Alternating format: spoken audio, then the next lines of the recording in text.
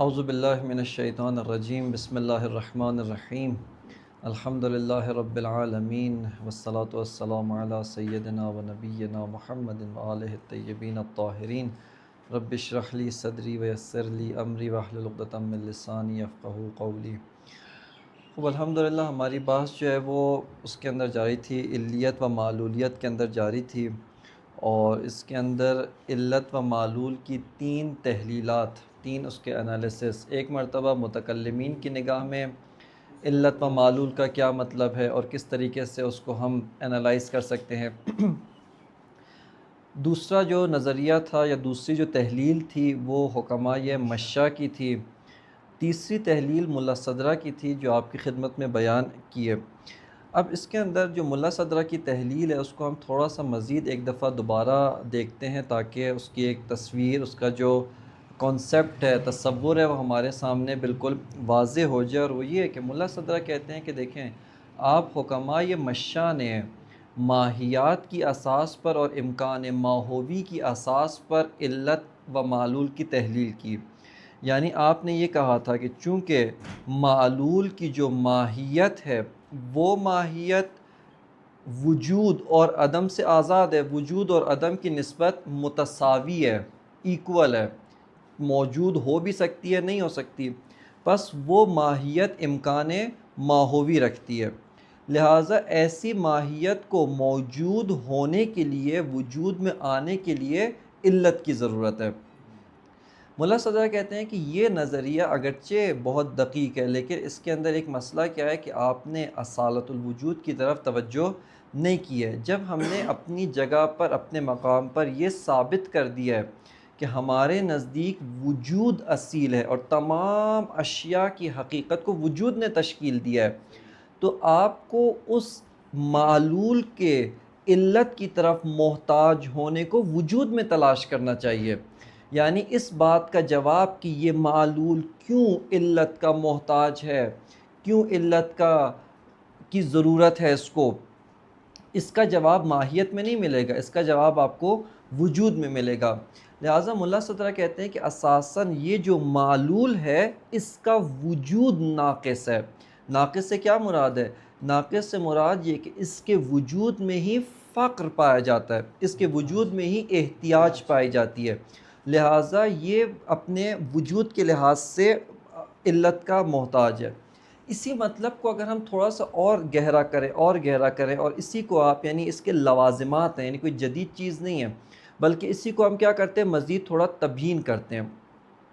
اگر ایک مثال کے ذریعے سے میں شروع کرتا ہوں تاکہ آپ کا ذہن جو ہے وہ نزدیک ہو سکے۔ وہ جو ایک مثال پہلے دی تھی علت اور معلول کی، دیکھیں علت اور معلول کی جب بھی مثال آپ کو خود اپنے لیے اس مسئلے کو حل کرنا چاہیں یا کسی اور کو سمجھانا چاہیں، اس کی مثال سب سے بہتر کون سی ہے کہ انسانی جو نفس اور وہ چیزیں جو انسانی نفس کے اوپر متوقف ہیں، انسانی نفس کی محتاج ہیں۔ جیسے ہم کسی چیز کا تصور کرتے ہیں یا کسی چیز کا خیال یا صورت اپنے ذہن میں بناتے ہیں۔ اچھا، جب میں کہتا ہوں ذہن میں بناتے ہیں تو یہ کھوپڑی مراد نہیں ہوتی، چونکہ ہمارا ذہن، آپ اس کے اندر جتنے نیورونز ہیں، جتنے اس کے اندر وینز آتی ہیں، جو کچھ بھی آتی ہیں، آپ اس کو ٹکڑے ٹکڑے کر کے بالکل مائکروسکوپک لیول پہ جا کر دیکھ لیں، کہیں پر وہ تصویر آپ کو نظر نہیں آئے گی، وہ اس مٹیریلسٹک اس کے اندر موجود نہیں ہے، ان دماغ کے نیورونز میں آپ کی وہ موجود نہیں ہے۔ اگرچہ ہمارا نفس بدن کے ساتھ انٹر کنیکٹڈ ہے، ایسا نہیں کہ ہمارا نفس بدن سے جدا ہے، انٹر ریلیٹڈ ہے، تبھی بدن کے اثرات نفس پہ پڑتے ہیں، نفس کے اثرات بدن پہ پڑتے ہیں، لیکن ہمارے جو نفس کی حالات ہیں، نفس کی جو کیفیات ہے، نفس کی جو مختلف حالتیں ہیں، وہ نفس کی حالتیں ہیں، بدن کی حالتیں نہیں۔ اسی جب آپ نے ایک مثال کے طور پہ آپ اپنی کسی پسندیدہ شخصیت کو تصور کریں، اس کا خیال، اس کی جو شکل ہے اور تصویر ہے، اس کو اپنے ذہن میں حاضر کریں۔ اب آپ کا نفس علت ہے اور وہ جو تصویر آپ نے بنائی ہے، اپنے نفس میں حاضر کی ہے، وہ اس کا معلول ہے۔ اب ایک لحظے کے لیے یہاں پہ آپ دیکھیں، وہ جو معلول ہے، وہ جو تصویر ہے، وہ اپنے پورے وجود میں آپ کے نفس کی محتاج ہے۔ آپ جیسے مثال کے طور پہ آپ اس تصویر کو جیسے چاہیں تبدیل کر سکتے ہیں، آپ اس کے ساتھ جو چاہیں انجام دے سکتے ہیں۔ وہ جو تصویر ہے مثال کے طور پہ اگر آپ نے اس تصویر کو سٹیٹک رکھا ہوا ہے، ایک بالکل حالت سکون میں تصویر ہے، کیوں؟ چونکہ آپ اس کی علت ہیں، آپ اس تصویر کے ساتھ جو کرنا چاہیں کر سکتے ہیں۔ وہ تصویر ہر پہلو سے، ہر جہت سے آپ کے نفس کی محتاج ہے۔ اگر فرض کرے وہ تصویر خوبصورت ہے، کیوں؟ چونکہ آپ کے نفس کے باطن میں خوبصورتی ہے جس کو آپ نے اس تصویر کے اندر منعکس کیا ہے، جس کو آپ نے تصویر کے اندر ظاہر کیا ہے۔ اگر کسی نے کوئی بہت ہی کہ فضول سی، بہت ہی مثال کے طور پہ زشت گھٹیا تصویر بنائی ہے، کیوں؟ چونکہ اساساً اس کے نفس کے اندر ایک خبث ہے، اس کے نفس کے اندر ایک کوئی گندگی موجود ہے جس کو اس نے کیا کیا؟ تصویر کی شکل میں ظاہر کیا ہے۔ یعنی اساساً جو معلول ہوتا ہے، یہاں پہ کیا نقطہ میں سمجھانا چاہ رہا ہوں کہ وہ معلول اپنی تمام وجود میں علت کے اوپر متوقف ہے، علت کا محتاج ہے، علت کی اس کو ضرورت ہے۔ ایک یہ مطلب۔ دوسرا مطلب، اس معلول کی جو خصوصیات ہیں، چاہے جتنی بھی، اچھا خصوصیات بھی دو طرح کی ہوتی ہیں۔ بعض خصوصیات ایسی ہیں جو اس معلول کی کمی اور نقص کو ظاہر کرتی ہیں۔ مثال کے طور پہ یہ جو معلول ہے، یہ معلول ضعیف ہے، یہ معلول مثال کے طور پہ اس کا جو ہے آپ فرض کریں کہ یہ معلول کچھ نقائص رکھتا ہے، کمی رکھتا ہے، ایک یہ خصوصیات ہیں۔ ایک اور طرح کی جو خصوصیات ہوتی ہیں وہ اس معلول کے کمالات، یہ علم رکھتا ہے، قدرت رکھتا ہے، حیات رکھتا ہے، ارادہ رکھتا ہے، اور دیگر خصوصیات و صفات رکھتا ہے۔ اب یہاں پر جو دوسری نوعیت کی خصوصیات ہیں کہ اس معلول کے جتنے بھی کمالات ہیں، جتنے بھی اس کے آپ کے پازیٹیو کوالٹیز ہیں، جتنی بھی اس کی خصوصیات ہیں مثبت، یہ سب کی سب علت کی وجہ سے ہیں۔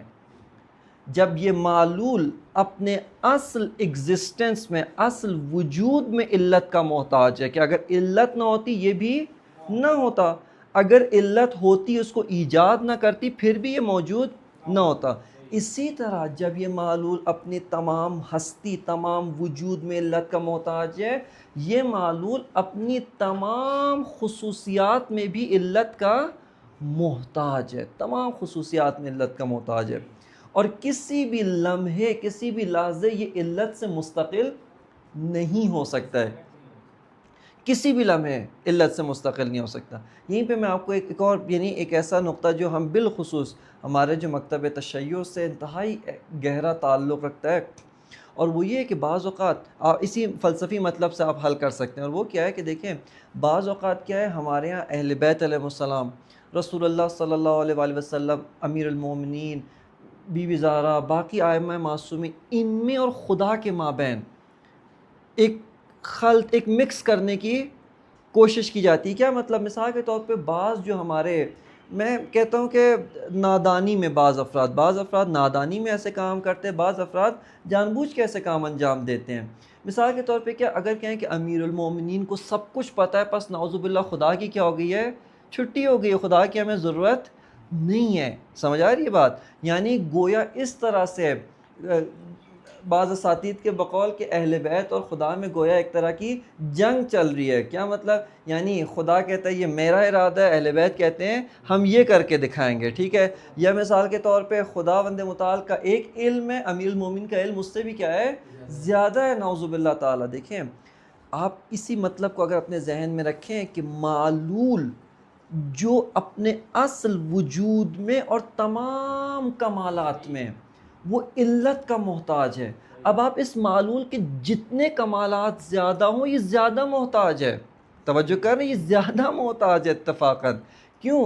چونکہ اس نے مثال کے طور پہ ایک آدمی کے پاس تھوڑا سا علم ہے، وہ اس تھوڑے سے علم میں علت کا محتاج ہے۔ ایک کے پاس بی نہایت علم ہے، بہت سارا علم ہے، 10,000 علوم کا علم ہے، یہ ان تمام علوم میں علت کا۔ تبھی آپ دیکھیں اہل بیت علیہ السلام خدا کے مقابلے میں کیا کہتے ہیں؟ ہم فقیر محض ہیں، انا مثال کے طور پہ امام سجاد علیہ السلام کی جو تعبیر دعا کے اندر، انا اقل الاقلین، اے خدا تیرے سامنے تو ایسا کچھ بھی نہیں ہوں. کیوں؟ چونکہ میرے پاس کچھ بھی نہیں ہو. کہ کیا مطلب؟ نہیں واقعی میرے پاس کچھ نہیں ہے، لیکن جب یہ سب کچھ کیا ہے؟ تیرا دیا ہوا ہے. اساساً ایک لمحے کے لیے اگر خدا کی توجہ ان سے یا ہم سے یا کسی سے ہٹ جائے، بالکل ہلاکت ہے، صفر ہے، صفر. یہیں پہ آپ کو ایک اور بھی چیز، خب یہاں پہ بس آپ کو شرک اور توحید کی حد بھی معلوم ہو رہی ہے. کیا مطلب؟ آیا فرض کرے کوئی یہ کہے کہ اہل بیت ایک ہمارے مجلس کے اندر، ایک میں نے مجلس پڑھنی تھی، اس سے پہلے جو تھا ایک جو تھے منقبت خان، وہ ایک منقبت پڑھ رہے تھے، اہل بیت کی شان بیان کر رہے تھے. اس کا ایک جملہ تھا کہ نظم کائنات ہے سیدہ کے ہاتھ میں. اب مجلس ختم ہوئی، میں بھی سن رہا تھا بیٹھ کے، مجلس ختم ہوئی تو میرے پاس ایک دوست آئے بڑے پریشان، کہنے کہ یہ انہوں نے کیا پڑھ دیا، نظم کائنات ہے سیدہ کے ہاتھ میں. سیدہ، میں نے کہا کیا مسئلہ ہے؟ کہتے ہیں تو توحید کے خلاف ہے. دیکھیں اسی جملے کو آپ دو طرح سے، پھر میں نے کوئی بات سمجھائی، میں نے کہا دیکھیں اسی جملے کو آپ دو طرح سے لے سکتے ہیں. کیا مطلب؟ ایک مرتبہ آپ کہتے ہیں کہ سیدہ یا اہل بیت علیہ السلام کائنات کا نظام چلا رہے ہیں، یعنی خدا نہیں ہے. یہ غلط ہے، توجہ کر رہے ہیں؟ یعنی آپ کہہ رہے ہیں کہ یہ انجام دے رہے ہیں اور گویا خدا کی آپ نفی کر رہے ہیں، یہ غلط ہے. لیکن آپ ایک دفعہ کہیں کہ یہ خداوند متعال کے تکوینی اجازت سے وہ قدرت جو خدا نے دی، اور اگر خدا ایک لمحے کے لیے ان سے توجہ ہٹا لے، کوئی قدرت نہیں رکھتے، کوئی طاقت نہیں رکھتے، اس قدرت سے یہ نظام کائنات چلا رہے. اساساً نہ شرک نہیں بلکہ عین توحید ہے. مگر قرآن مجید نے نہیں کہا فالمدبرات امرا. ملائکہ کے بارے میں نا، ملائکہ کون ہے؟ جو امور کی تدبیر کرتے ہیں. مدبرات امرا شرک ہو گیا کیا نا؟ عین توحید ہے. کیا مطلب؟ خداوند متعال بھی امور کی تدبیر کرتا ہے، ملائکہ بھی کرتے ہیں. فرق کس چیز میں ہے؟ فرق یہ ہے کہ خداوند متعال انڈیپینڈنٹ ہے، مستقل ہے. علت ہے معلول جو ہے، چاہے کسی بھی لیول کا معلول ہو، وہ مکمل طور پہ تمام کمالات کے اندر اپنی علت کا محتاج ہے. بس یہ جو اگر ہم مثال کے طور پہ یہ کہتے ہیں کہ اہل بیت نے ہمیں یہ عطا کیا، یا اہل بیت مثال کے طور پہ کائنات کے اندر کوئی تصرف کرتے ہیں، معجزہ دکھاتے ہیں، یہ خدا کے مقابلے میں نہیں بلکہ خدا کی ہی قدرت کا ایک جلوہ اور نمونہ ہے، اسی کی ایک تجلی ہے اور عین توحید ہے. اور ابھی انشاءاللہ آپ کی خدمت میں اگر فرصت ہوئی عرض کروں گا، اساساً اس کے علاوہ ہو نہیں سکتا ہے. اساساً فلسفی اس کی تبیین و تحلیل موجود ہے. بس یہاں پہ معلول عین ربط. اب دیکھیں یہ جو مختلف تعبیرات میں آپ کے سامنے استعمال کر رہا ہوں، اس کا مقصد یہ کہ آہستہ آہستہ جیسے جیسے محتوا آپ کے ہاتھ میں آتا جا رہا ہے، آہستہ آہستہ اس کی جو اصطلاحات ہیں ان سے بھی آپ کی آشنائی ہو، تاکہ ایسا نہ ہو کہ یہ اصطلاحات کہیں پر آپ سنیں تو آپ بالکل ہینگ ہو جائیں کہ کیا بات کی جائے. نہیں، مطلب آپ کو معلوم ہے. ایک مرتبہ اسی کو کہا جاتا ہے کہ معلول وجود فقری ہے. صحیح ہے، وجود فقری. اس کے اپوزٹ، اس کے مقابلے میں جو معلول نہیں ہے وہ کیا ہو جائے گا؟ وجود مستقل. وہ استقلال رکھتا ہے، کسی کا محتاج نہیں ہے، وہ انڈیپینڈنٹ ہے، اس کی ایگزسٹنس کسی اور سے لی ہوئی نہیں ہے. لیکن یہ معلول کیا ہے؟ فقیر ہے. کس چیز میں فقیر ہے؟ اصل وجود. نہ کمالات میں تو ہے ہی ہے، اصل وجود میں فقیر ہے. دیکھیں ہمارے ہیں جو فقیر ہوتے ہیں نا، وہ کس چیز میں فقیر ہوتے ہیں؟ پیسے میں فقیر ہوتے ہیں. انہوں نے ہستی تو آپ سے نہیں لی نا، فقط کیا ان کی جیب خالی ہوتی ہے. لیکن جب ہم علت اور معلول کی نسبت اس ٹرمینالوجی کو استعمال کرتے ہیں، وجود فقری یعنی معلول اپنے اصل ہستی، اصل وجود کے اندر فقیر ہے. ایک یہ اصطلاح استعمال کی جاتی ہے. ایک اور اصطلاح جو استعمال کی جاتی ہے جس کو ادبیات سے لیا ہے، لینگویج سے، اور وہ ہے وجود حرفی و وجود اسمی. اسم اور حرف جیسے ہوتا ہے نا، کلمہ تین ہوتا ہے نا، اسم، فعل اور حرف. اسم کیا ہوتا ہے؟ اسم کس چیز کو بیان کرتا ہے؟ اسم وہ لفظ ہے جو اپنا معنی اپنا میننگ دینے کے لیے کسی اور کا محتاج نہیں ہوتا. جیسے مثال کے طور پہ آپ کہتے ہیں دروازہ. خب دروازے کا مطلب واضح ہے, کیا مطلب ہے؟ دروازہ دروازہ ہے. لیکن ایک دفعہ جو حرف ہوتا ہے نا, حروف, حرف جس کو آپ انگلش میں کہتے ہیں پریپوزیشنز, ان, بٹوین, یہ اس کو پریپوزیشنز کہتے ہیں, اسی کو کہتے ہیں نا پریپوزیشنز, صحیح ہے. ان کو, جن کو ہم پریپوزیشنز کہتے ہیں, یہ اپنا میننگ اسم کے بغیر نہیں رکھتے. اصلا اپنا میننگ اسم کے بغیر, ناؤن کے بغیر ان کا کوئی میننگ. اسی کو فلسفے میں ہم وجود کے لیے استعمال کرتے ہیں. یعنی وہاں سے ہم نے اس ٹرمینالوجی کو ادھار لے کر اس کو تھوڑا سا نکھار سوار کر کے فلسفے میں کیا کہا جاتا ہے؟ وجود حرفی. وجود حرفی کا کیا مطلب ہے؟ کہ جب تک وجود اسمی نہیں ہوگا اساساً اس کی ایگزسٹنس پاسبل نہیں, اس کا وجود نہیں ہو سکتا. یہ وجود حرفی ہے.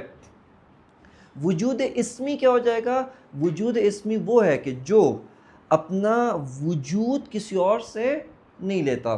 اسم ہے یعنی اپنا معنی دینے میں کسی کا محتاج نہیں ہے. اس کو یعنی یہ اصطلاحات ہیں فقط سمجھنے کے لیے. اب یہیں پہ ایک اور چیز جو میں اسی تھوڑا سا اور اس کو مزید گہرا کریں, اور وہ یہ کہ دیکھیں ہمیں علت اور معلول کا جو اب وجودی رابطہ ہے, توجہ کر رہے ہیں, علت اور معلول کے مابین کیا ہے؟ وجودی رابطہ ہے.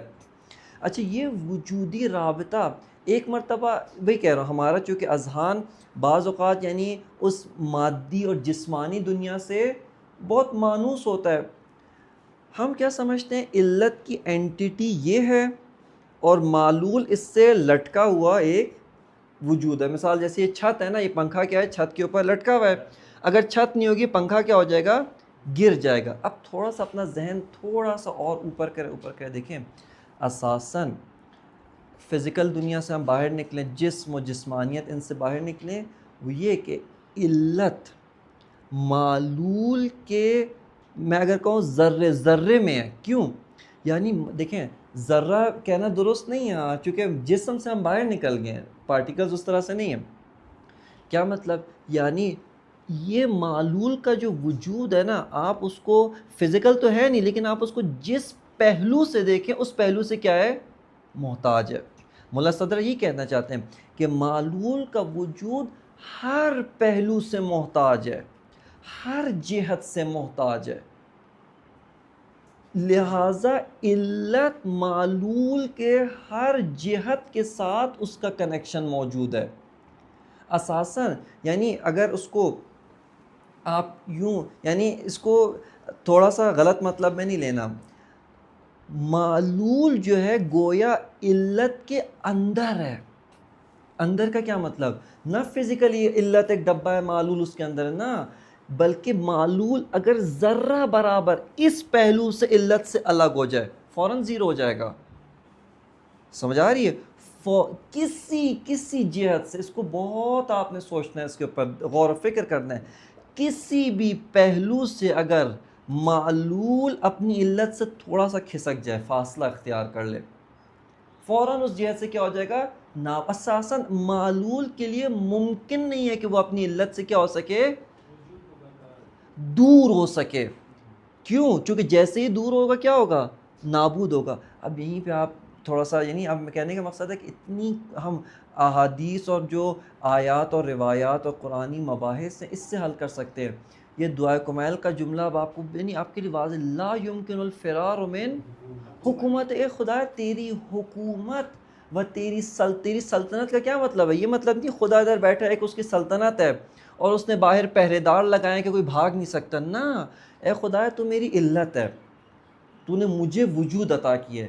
جب تو نے مجھے وجود عطا کیا, میں تمام پہلو سے تیرے اوپر کیا ہوں؟ متوقف ہوں, تیرا محتاج ہوں, تیرے اوپر ڈیپینڈنٹ ہوں. اب اگر میں ذرہ برابر کوشش کروں تیری حکومت سے نکلنے کے لیے, اصل میں ہی نہیں رہوں گا, اصل ختم ہو جاؤں گا. لا یمکن الفرار من حکومت. ایک بعض اوقات ہمیں کیا لگتا ہے کہ گویا خدا کی ایک سلطنت ہے, سلطنت کے باہر کیا ہے؟ پہرے دار بیٹھا ہوا ہے. جیسے عموماً یہ بادشاہوں کی ہوتی ہے نا, جیل سے روکنے کا کیا طریقہ ہوتا ہے؟ باہر پہرے دار بٹھایا ہوا ہوتا ہے, باؤنڈریز ہوتی ہیں, اس پہرے دار کے ذریعے سے اس مجرم کو، اس ملزم کو کیا کیا جاتا ہے؟ جیل کے اندر بند کیا جاتا ہے۔ آیا خدا کی بھی حکومت اس طرح سے؟ نا، خدا کی حکومت وجودی ہے۔ جیسے ہی کوئی اس حکومت سے نکلنے کی کوشش کرے گا نابود ہو جائے، اصلا نکل نہیں سکتا، اس کے لیے پاسبل نہیں ہے۔ اور یہیں پہ اسی طرح مثال کے طور پہ قرآن مجید جو فرماتا ہے ان اللہ یحول بین المرء و قلبہ، یعنی خدا تمہارے درمیان میں ہے۔ کیا مطلب؟ یعنی قلب، قرآنی ٹرمینالوجی میں قلب کسے کہتے ہیں؟ انسان کی حقیقت کو۔ یعنی خدا میرے اور میری حقیقت کے درمیان میں کیا بتانا چاہتی ہے آیت؟ یہ بتانا چاہتی ہے تمہارے ذرے ذرے ذرے کے اندر خدا موجود ہے۔ کیا مطلب خدا موجود ہے؟ نہ جسم کی طرح، ایک نظریہ کیا ہے؟ حلول کا، خدا جسموں کے اندر کیا کر جاتا ہے؟ حلول کر جاتا ہے۔ جیسے مثال کے طور پہ یہ دراز ہے نا، آپ نے اس کے اندر کتاب رکھ کے دراز بند کر دی، اس طرح سے ہے نا، یہ غلط ہے۔ کیا مطلب؟ مطلب یہ تمہارا ہر وجودی جو پہلو ہے، چاہے جسمانی ہو چاہے غیر جسمانی ہو، یہ سب کا سب خدا کا محتاج ہے، خدا سے جدا نہیں ہو سکتا۔ اور یہیں پر آپ کو ایک اور چیز، یعنی جب خدا سے جدا نہیں ہے، جب خدا کے ساتھ کسی طرح اپنی علت سے کسی بھی جہت سے جدا نہیں ہے، بس یہاں پر علت نے کیا کیا ہے؟ احاطہ کیا ہوا ہے۔ احاطے کو دوبارہ فزیکل نہیں لینا۔ کیوں؟ چونکہ فزیکل احاطہ کیا ہوتا ہے؟ ایک چیز ہے، مثال کے طور پہ میرا ہاتھ نے اس کا احاطہ کیا ہے، لیکن اندر تک تو احاطہ نہیں کیا، باہر جو اس کی باؤنڈری ہے وہاں پہ میں نے اس کو پکڑا ہوا ہے نا، ورنہ اس کے اندر کیا ہے کیا نہیں ہے اس تک تو میرا ہاتھ نہیں پہنچتا۔ یہ احاطہ کیا ہے؟ احاطہ ہے وجودی ہے، وجودی لحاظ سے احاطہ ہے۔ لہٰذا اب آپ کے ساتھ جتنی بھی قرآن مجید کی آیات کے اندر ہے، ان اللہ لمحیط بالکافرین، خدا نے کافروں کا احاطہ کیا ہوا ہے، ان خدا محیط ہے، محیط ہے، خدا احاطہ کیا ہوا ہے، ادھر سے حل ہو جاتی ہے ہمارے سامنے، اس کا ایک لیول گہرائی کا ہمیں معلوم ہو جاتا ہے۔ خدا ہر جگہ موجود ہے اور جگہ سے بھی مافوق ہے۔ ہاں نہ، ہر جگہ ہے، بات غلط نہیں ہے۔ کیوں؟ چونکہ بالآخر یہ جسم بھی کیا ہے؟ وجود ہے۔ خب یہ بھی معلول ہے، یہ بھی محتاج ہے، اس کو بھی علت کی ضرورت ہے۔ لیکن ایک اور چیز یہاں پہ ساتھ ساتھ کیا ہے؟ علت احاطہ کس چیز کو بیان کرتا ہے؟ احاطہ وجودی، یعنی اس کو اپنے اندر لیا ہوا ہے۔ احاطے کا مطلب کیا ہے؟ علت اپنے معلول کے ہمراہ ہے، معلول کے ذرہ ذرہ اس کے پارٹیکل کے ساتھ ہیں۔ ہاں، پارٹیکل وجودی مراد ہے، فزیکل مراد نہیں ہے۔ خوب، لیکن اس معلول نے پلٹ کر یہ اپنی علت کے تمام مراتب کے ساتھ موجود نہیں ہے۔ کیوں؟ چونکہ یہ محیط ہے، یہ اندر ہے، چھپی ہوئی ہے، صحیح ہے نا؟ خوب، اسی احاطہ کو فلسفے میں کیا کہا جاتا ہے؟ کہ معلول وجود فی غیرے ہے، فی غیرے، جیسے وغیرہ وغیرہ لکھتے ہیں نا، اسی طرح فی غیرے، معلول وجود فی غیرے۔ فی غیرے کا کیا مطلب ہے؟ فی غیرہ ہی بھی اسی تعبیر کو بتا رہا ہے کہ معلول اساساً اپنے لحاظ سے تو کچھ بھی نہیں ہے، وہ فی علت ہے، اپنی علت کے اندر ہے، لیکن کس معنی میں اندر ہے؟ یہ جو ابھی عرض کیا، نہ فزیکلی، ہاں وجودی لحاظ سے، یعنی اساساً معلول اور علت ان کے درمیان ذرہ برابر فاصلہ نہیں ہو سکتا۔ اچھا، جب ذرہ برابر فاصلہ نہیں ہو سکتا نا، یہیں سے آپ کے سامنے یعنی ایک پوری دنیا، اس کے بارے میں آپ سوچتے جائیں، ایسا کوئی اینڈ نہیں ہے، ٹھیک ہے نا؟ مثال کے طور پہ آیا علت جو معلول پر احاطہ کیے ہوئے ہے، وہ اپنے معلول سے غافل ہو سکتی ہے؟ غافل نہیں ہو سکتی۔ ایسا معلول اس کی نگاہوں سے پوشیدہ ہو سکتا ہے؟ پوشیدہ ہونا ممکن نہیں ہے۔ مثال کے طور پہ آپ کا نفس، بعض اوقات ہمارے اندر بہت ساری چیزیں ہوتی ہیں ہمیں معلوم نہیں ہوتا۔ آپ کا نفس اگرچہ آپ سے بہت نزدیک ہے، لیکن اس نفس کے بہت سارے پہلو ایسے ہیں جو ہمیں معلوم نہیں ہوتے۔ آپ کی علت کو وہ بھی کیا ہے؟ معلوم ہے۔ مثال کے طور پہ قرآن مجید کی آیت ان اللہ لعلیم بذات الصدور، جو تمہارے قلبوں کے اندر، صدر سینہ، سینہ مراد یہ پسلیوں والا سینہ نہیں، یعنی تمہارے نفس کا جو سینہ ہے جس کو تم زبان سے بیان نہیں کرتے۔ بعض اوقات ہم کہتے ہیں نا یار ایک ایسی عجیب و غریب حالت طاری ہے اس کو لفظوں میں بیان نہیں کیا جا سکتا، لیکن خدا کو حتیٰ اس کا بھی کیا ہے، علم ہے۔ کیوں؟ چونکہ خدا کو آپ کے بارے میں جو علم ہے وہ آپ کے لفظوں کے تھرو تھوڑی ہے، بلکہ اس کو علم آپ کے وجود کے تھرو ہے، آپ کے وجود کے تھرو اس کو علم ہے۔ بس یہاں پہ علت اور معلول کی جو بحث ہے انتہائی عمیق، انتہائی گہری بحث ہے، اور اس کے اوپر آپ جتنا غور و فکر کریں اتنے زیادہ آپ کو قرآنی، دینی و احادیث کے جو مطالب ہے وہ ہمارے لیے فلسفی نگاہ سے جو ہے وہ حل ہوتے جائیں گے۔ اچھا، اب یہاں پر ایک اور جو تقسیم، بس یہاں پہ ہم نے تحلیل جو ہے وہ فی الحال ٹاپک کے لحاظ سے ہمارا ختم ہو، آگے البتہ چل رہے ہیں، ہاں مزید آپ دیکھیں گے کہ یہ تحلیل مزید عمیق اور گہری اور واضح اور شفاف ہوتی جائے گی۔ چوتھا جو ذیلی موضوع آتا ہے وہ ہے علت کی ایک تقسیمات۔ علت کی مختلف اقسام ہیں، کچھ تقسیمات ہیں، ان میں سے ایک تقسیم جو بہت اہمیت کی حامل ہے، جس کی وجہ سے، جس میں فرق نہ کرنے کی وجہ سے، ڈفرینشیٹ نہ کرنے کی وجہ سے ہمیں بہت سارے مسائل پیش آتے ہیں، اور متکلمین اسلامی کو بھی چونکہ انہوں نے اس قسم کی جو علت ہے اس میں فرق نہیں کیا، اس وجہ سے ان کو یہاں پر ایک مشکل دشواری پیش آئی۔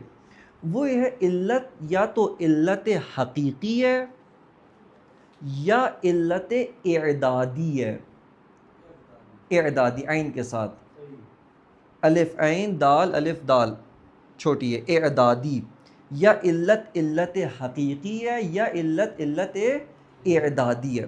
اس سے کیا مراد ہوتا ہے؟ علت حقیقی وہ علت ہے کہ معلول جو ہے نا، جو معلول ہے اس کی تمام ہویت، اس کی تمام ذات وجودی اس علت حقیقی کے ساتھ وابستہ ہے، تمام ذات وجودی اس کے اوپر متوقف ہے۔ متوقف تو سمجھ میں آ رہی نا، توقف یعنی اس کے اوپر بھروسہ، ٹکی ہوئی ہے، صحیح ہے نا، اس کے اوپر ڈیپینڈنٹ ہے، اس کے اوپر جو ہے وہ آپ کہہ لیں متوقف ہے۔ علت، اور ابھی تک ہم جتنی بھی مباحث کر رہے تھے نا وہ ساری کی ساری علت حقیقی کے بارے میں کر رہے تھے، علت حقیقی کے بارے میں کر رہے تھے۔ فقط یہاں پر متکلمین اسلامی کو شبہہ پیش آیا، اور وہ جو انہوں نے دو تین مثالیں جو پیش کی تھیں وہ علت اعدادی کی تھیں، ابھی انشاءاللہ آپ کی خدمت میں عرض کروں گا، وگرنہ وہ جو حکماء یہ مشاء انہوں نے بیان کیا ہے یا جناب ملا صدرہ نے بیان کیا ہے وہ سب کا سب علت حقیقی کے بارے میں۔ علت اعدادی کیا ہوتی ہے؟ اب اس کو آپ نے خوب توجہ کے ساتھ دیکھنا ہے کہ علت اعدادی کیا ہوتی ہے۔ اعداد، معد، اعداد کہتے ہیں پریپریشن، آمادگی، تیاری۔ عربی زبان میں اعداد کسے کہتے ہیں؟ تیاری کو، پریپریشن کو۔ دیکھیں ہم چونکہ، اور یہ علت جو ہے نا بعد میں دوبارہ تفصیل کے ساتھ عرض کروں گا، ابھی فقط ذہن میں اس کو آپ جو ہے نا ایک بند ڈبے کی طرف رکھ لیں ذہن میں کہ علت اعدادی فقط عالم مادہ میں پائی جاتی ہے، فقط و فقط کہاں پائی جاتی ہے؟ عالم مادہ میں۔ عالم مادہ کے علاوہ علت اعدادی موجود نہیں ہوتی۔ خب علت اعدادی کا کام کیا ہے؟ دیکھیں علت اعدادی یہ کرتی ہے، معلول ابھی وجود میں آنا ہے، ابھی تک وجود میں نہیں آیا، اور معلول بھی کیا ہے؟ زمانی ہے، یعنی پہلے موجود نہیں تھا، بعد میں موجود ہوگا۔ چونکہ آپ جیسے ہی میں نے کہا کہ علت اعدادی عالم مادہ میں ہیں، اس کا مطلب ہے علت اعدادی زمانے کے اندر پائی جاتی ہے، زمانے کے گراؤنڈ میں پائی جاتی ہے۔ جیسے ہی آپ ماورائے زمان، چونکہ مادے سے جیسے ہی نکلیں گے زمان ختم ہو جاتا ہے، زمانہ موجود نہیں ہے۔ اب جیسے ہی آپ زمانے کی قید سے نکلتے ہیں، مادے کی قید سے نکلتے ہیں، اساساً علت اعدادی نہیں ہے۔ علت اعدادی ایک چیز پہلے موجود نہیں تھی، معدوم ہے، اب علت حقیقی اس کو وجود میں لائے، اس کے لیے کچھ آمادگی کی ضرورت ہے، ویسے ہی علت حقیقی اس کو ایجاد نہیں کر سکتی۔ کیوں نہیں کر سکتی؟ چونکہ اساساً عالم مادہ کی طبیعت ایسی ہے۔ مثال آپ کی خدمت میں دیتا ہوں، دیکھیں جیسے ہوتا ہے نا، ہمارے یہاں کوئی مہمان آنا ہو، ہم پہلے کیا کرتے ہیں؟ تیاری کرتے ہیں، آمادگی کرتے ہیں، گھر کو تیار کرتے ہیں. اسی طرح آپ اگر سمجھنے اس کو تو، البتہ مثال بہت عرفی ہے، بہت عامیانہ مثال ہے. اسی طرح علت حقیقی اس وجود کو ایجاد کرنا چاہتی ہے، لیکن ایسے ہی ایجاد نہیں کر سکتی. علت حقیقی اصلا ایجاد نہیں کر سکتی. کیوں؟ نہ یہ کہ وہ محدود ہے، نہ یہ کہ اس میں کوئی کمی ہے، اس میں وجود لینے کی صلاحیت نہیں ہے، اس میں وجود قبول کرنے کی قابلیت ابھی تک موجود نہیں. وہ علت اعدادی کا کام کیا ہے؟ زمینہ سازی کرنا، ہموار کرنا، مقدمہ سازی کرنا، تاکہ علت حقیقی کیا کر سکے؟ وجود فراہم کر سکے. خب اس کی ذرا مثال، اب ذرا فلسفی مثال کی طرف آتے ہیں. فلسفی مثال یہ ہے کہ خداوند متعال ایک انسان کو خلق کرنا چاہتا ہے. کس کو خلق کرنا چاہتا ہے؟ انسان کو. خداوند متعال انسان کو خلق کرنا چاہتا ہے. اب ایسے ہی خداوند متعال ہوا میں انسان خلق نہیں کر سکتا، بلکہ کیا ہو، چونکہ انسان اس عالم مادہ کے اندر موجود ہونا ہے، اس کے لیے کچھ مقدمات، پری ریکویزٹس کی ضرورت ہے، کچھ زمینہ سازی کی ضرورت ہے، پھر یہ انسان وجود میں آئے گا. کیا زمینہ سازی ہے؟ زمینہ سازی ہے کہ اس انسان کو کہیں پر پیدا ہونے کے لیے ایک جگہ کی ضرورت ہے. اس جگہ کو رحم مادر کہتے ہیں، ماں کا رحم اس جگہ کا نام ہے. کیوں؟ چونکہ انسان ہوا میں نہیں آ سکتا، اساساً اس کا وجود ہوا میں نہیں ہو سکتا. اچھا خوب، اب یہ جگہ تو ہو گئی، لیکن خود بخود ہو جائے گا؟ نہیں، اس کے لیے اور مراحل کی ضرورت ہے. کیا بتانا مقصود ہے؟ بتانا مقصود یہ ہے کہ یہ جو باپ و ماں اور یہ جو تمام پروسیجر اس 9 ماہ کے اندر ماں طے کرتی ہے، یہ پروسیجر اس انسان کے پیدا ہونے کے لیے زمینہ فراہم کر رہا ہے، تاکہ خداوند متعال اس انسان کو وجود عطا کر سکے. اگر یہ نہیں ہوگا، خداوند متعال انسان کو وجود عطا نہیں کرے گا. کیوں؟ چونکہ انسان میں وجود لینے کی قابلیت و صلاحیت نہیں ہے. دوسری آپ مثال لے لیں، یہ جو ہم روزمرہ کے کام کرتے ہیں، خب آیا خداوند متعال رازق نہیں ہے؟ رازق ہے خداوند متعال. خب رازق ہے، کیا مطلب؟ ہم تو یہاں پہ زمین میں بیج بوتے ہیں، بیج بونے کے بعد درخت ہوتا ہے یا فصلیں اگتی ہیں، فصلوں سے گندم لیتے ہیں، کھاتے ہیں. خدا کہاں رازق ہے؟ خدا ہی رازق ہے. توجہ کریں، آپ جو زمین میں تیار کرتے ہیں، زمین کو آپ نے ہموار کیا، اس سے رکاوٹیں دور کی، اس میں بیج بویا، بونے کے بعد اس کی نگہبانی کرتے ہیں، یہ سب کا سب کیا ہے؟ مقدمہ سازی کرتا ہے، تاکہ وہ جو گندم ہے، وہ جو پھل ہے، وہ جو درخت ہے، اس کا وجود خداوند متعال کی طرف سے افاضہ ہو.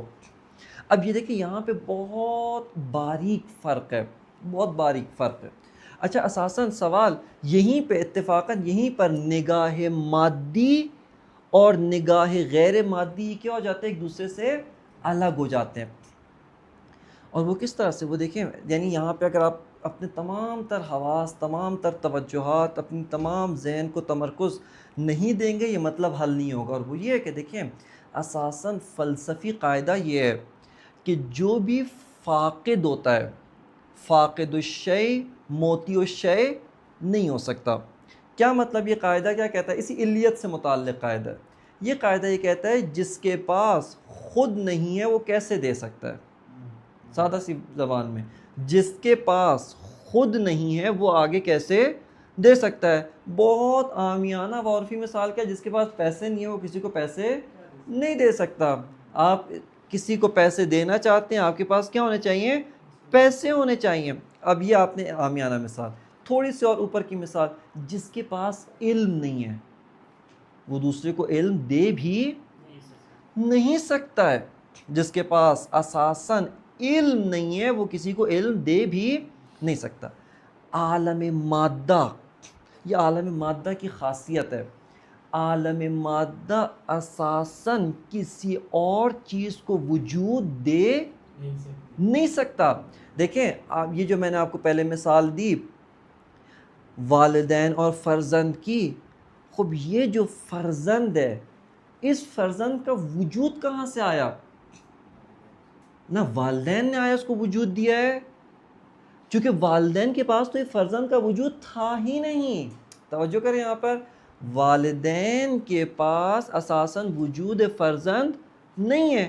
کیونکہ اگر ہوتا تو ہمیشہ سے ہوتا. اگر یہ والدین ان کے پاس فرزند کا وجود اپنا ہوتا تو ان کے پاس ہمیشہ سے ہوتا. خب ہمیشہ تو نہیں ہے. یہ والدین کا کردار کیا ہے یہاں پر؟ والدین کا کردار یہاں پر یہ ہے کہ وہ بچے کے وجود خداوند متعال یا علت حقیقی کی طرف سے افاضہ ہو, وہ اس بچے کے وجود کو ایجاد کرے, اس کے لیے ماحول بناتے, وجودی ماحول بنا رہے ہیں تاکہ وہ بچے کا وجود افاضہ ہو سکے. اگر یہ ماحول نہیں ہوگا, اگر یہ تمام جو مقدمات ہیں, پری ریکویزٹس ہیں, یہ نہیں ہوں گے, اساساً بچہ پیدا نہیں ہو سکتا. توجہ کر رہے ہیں؟ یعنی یہاں پر کیوں اتفاقاً جو مٹیریلسٹک سوچ والے ہوتے ہیں نا, مادی سوچ, وہ کہتے ہیں علیت کو بھی مانتے, علت حقیقی کو نہیں مانتے. کہتے ہیں یہی جو علت اعدادی ہے یہی کیا ہے, کافی ہے. مثال کے طور پہ کیا وہ کہتے ہیں, دیکھیں یہ مولیکیولز ہیں, یہ مولیکیولز آپس میں مل رہے ہیں, اس طریقے سے مثال کے طور پہ بچے کی پرورش ہو رہی ہے, جو پیٹ میں جنین پرورش پا رہا ہے, پھر اس میں ہڈیاں گروتھ کر رہی ہیں, پھر اس کے اندر خون آ رہا ہے, پھر گوشت آ رہا ہے, پھر اس کے اعضاء بن رہے ہیں, آنکھ بن رہی ہے, کان بن رہا ہے, مغز بن رہا ہے اور مختلف اعضاء. سوال یہیں پر ہے. دیکھیں سوال یہ ہے, یہ جو آپ کہہ رہے ہیں کہ بن رہا ہے, خوب کہاں سے بن رہا ہے؟ یہ ہڈی پہلے تو نہیں تھی, اس ہڈی کا وجود کہاں سے آیا؟ سوال یہی ہے. یہ بے شک آپ جتنے مولیکیولز یا خون اس کو آپ جوڑ رہے ہیں, یہ اس کے اندر سے تو ہڈی نہیں نکلی. توجہ کر رہے ہیں یہاں پر, یہ ہڈی کہاں سے آئی؟ یہ جو ہڈی اس بچے کے اندر پیدا ہوئی, دیکھیں خون سے, خون کے اندر ہڈی تھی کیا؟ نہیں. یہاں پر کیا ہے, اساساً اس خون کا ایک خاص پروسیجر کے اندر قرار پانا, ایک خاص انوائرمنٹ کے اندر قرار پانا, یہ ایک مقدمہ بن رہا ہے. کس چیز کے لیے؟ تاکہ اگلا جو مرحلہ ہے اس کا, فرض کرے ہڈی کا وجود ہے, وہ ہڈی کا وجود اس کو عطا ہو سکے. پھر یہ ہڈی کا جو مرحلہ ہے یہ مقدمہ بن رہا ہے تاکہ اس کو اگلا مرحلے کا وجود عطا ہو سکے, اس کے اعضاء و جوارح بن سکیں. پھر اسی طرح کیونکہ پہلے تو یہ سب کچھ نہیں تھا. سمجھ آ رہی؟ اس فلسفی جو قاعدہ ہے, موتی الشے فاقد الشے موتی الشے نہیں ہوتا ہے. فاقد الشے, فاقد بھائی فقدان سے اردو میں بھی استعمال کرتے ہیں نا, کمی, یعنی میں چیز نہیں رکھتا. خوب جو چیز نہیں ہے اس کے اندر, خوب کیسے اس نے بنا لی. اب آپ یہ آ جائیں درخت کے اوپر, خوب یہ جو میوہ اور پھل آپ درخت سے توڑ کر کھاتے ہیں, یہ کدھر سے آیا؟ آیا درخت کے اندر سے نکل کے آیا ہے؟ نہ, وہ جو کھاد, ہوا, پانی, سورج, اس کے اندر جو بھی مثال کے طور پہ کلوروفل, نیوٹرینٹس, جو کچھ بھی مولیکیول, سب کچھ یہ مقدمہ بنتا ہے. کس چیز کے لیے مقدمہ بن رہا ہے؟ یہ مقدمہ بن رہا ہے تاکہ علت حقیقی اس پھل کا وجود عطا کر سکے. اچھا, اگر یہ توجہ کریں, اگر یہ مقدمہ نہیں ہوگا تو پھل نہیں ہوگا. ہاں, یعنی اگر یہ مقدمہ نہیں ہوگا تو پھل بھی نہیں ہوگا. لیکن اس کے وجود میں آنے کے بعد علت اعدادی کی ضرورت نہیں رہتی. یہیں سے اب آپ کو دیکھیں, وہ جو متکلمین کو اور جو انہوں نے مثالیں پیش کی تھی نا, درخت کی معذرت, وہ جو مثال پیش کی تھی عمارت کی, اور جو عمارت بنانے والا ہے, خوب یہاں پہ مجھے سوال کرتے, دیکھیں آپ نے جو کچھ بیان کیا ہے علت اعدادی بیان کیا ہے. اساساً یہ جو مزدور ہے جو اینٹ اٹھا کے اوپر لگا رہا ہے, یہ فقط اس کا معلول کیا ہے؟ اس کا معلول ہاتھ کی حرکت ہے, فقط یہ معلول ہے اس کا. ایسی ہے نا, اس کا معنی میرا ارادہ کس چیز کے اوپر جاری ہو رہا ہے کہ میں اپنے ہاتھ کو حرکت دے کر یہ کروں. میری جو, یعنی یہاں پہ آپ غور کریں, علت, میں کس چیز کی علت حقیقی ہوں؟ نہ اس عمارت کی علت حقیقی ہوں, میں اپنے ہاتھ کے حرکت کی علت حقیقی ہوں. اور جیسے ہی میرا ارادہ ختم ہوتا ہے, حرکت بھی ختم ہو جاتی ہے. یعنی میں فقط اور فقط اپنے ہاتھ کی علت حقیقی ہوں، اور وہ علت حقیقی میرے وجود کے ساتھ قائم ہے۔ جیسے ہی میرا ارادہ، میرا وجود، میرا نفس ختم ہوا، وہ حرکت بھی ختم ہو گئی۔ اس حرکت کا توجہ کریں، اب میں نے اپنے ہاتھ کو جو حرکت دی، اس حرکت کا ایک لازمہ ہے، وہ کیا کہ میں نے اینٹ اٹھا کے اوپر رکھی، نہ کہ اس اینٹ کو رکھنے کی علت حقیقی میں ہوں۔ سمجھ آ رہی بات؟ اس اینٹ کی علت حقیقی میں نہیں۔ بس یہاں پر اساساً دو آپ کو پس اب یہاں پہ بہت ساری چیزیں سمجھ میں آ رہی ہوں گی، اور وہ کیا ہے؟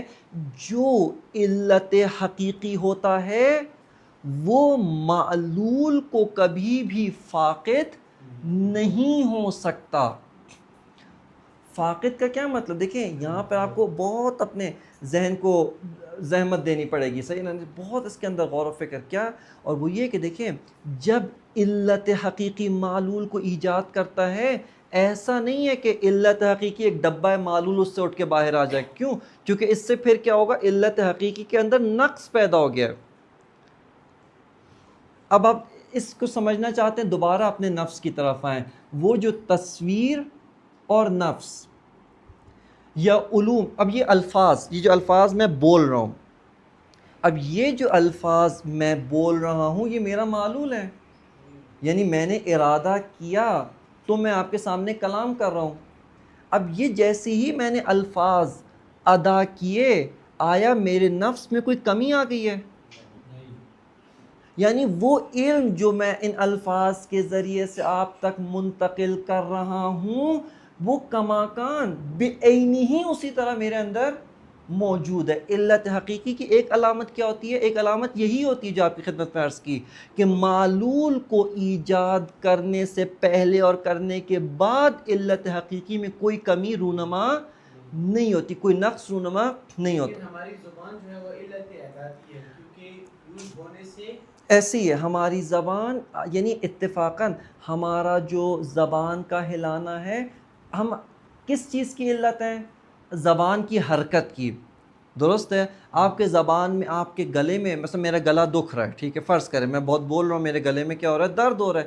یہ نہ اس وجہ سے کہ گلے میں کوئی کمی اس وجہ سے چونکہ وہ جو الفاظ ہیں ان کی رگڑ یا مثال کے اس دوسری عوامل کی وجہ سے کمی آ رہی ہے۔ توجہ کریں یہاں پر، یعنی یہاں پر وہ جو اس کی فزیولوجی ہے، وہ جو اس کے مادی عوامل ہیں، ان کی وجہ سے ان میں کمی آتی ہے، ان میں کمی ہو سکتی ہے۔ اور یہ ہم یہ کہنا چاہتے ہیں کہ اتفاقاً علت اعدادی وہ اساساً اولاً فاقد الشیء ہے، فقط اس کا کام کیا ہے؟ زمینہ سازی کرنا، مقدمہ سازی کرنا۔ ثانیاً وہ جب اس معلول کے لیے مقدمہ سازی کر لیتی ہے، اس کے بعد اس علت اعدادی میں فرق پڑتا ہے، وہ پہلی جیسے نہیں ہے۔ مثال کے طور پہ یہ پھل، زمینیں بانجھ ہو جاتی ہیں، بنجر ہو جاتی ہیں، یعنی آپ ایک زمین کے اندر بہت دفعہ کھاد دیے بغیر کھیتی اگاتے جائے، اس کے تمام تر جتنے بھی نیوٹرینٹس ہیں، جتنے بھی جو اجزاء اور اعضاء جو کچھ بھی، وہ سب ختم ہو گئے، بالآخر استعمال ہو گئے۔ اب یہ کیا ہو گئی ہے؟ بانجھ ہو گئی ہے، بنجر ہو گئی ہے۔ اس کو دوبارہ آباد کرنے کے لیے آپ کو دوبارہ تقدو کرنی پڑے گی، لیکن علت حقیقی کبھی بھی ایسے نہیں۔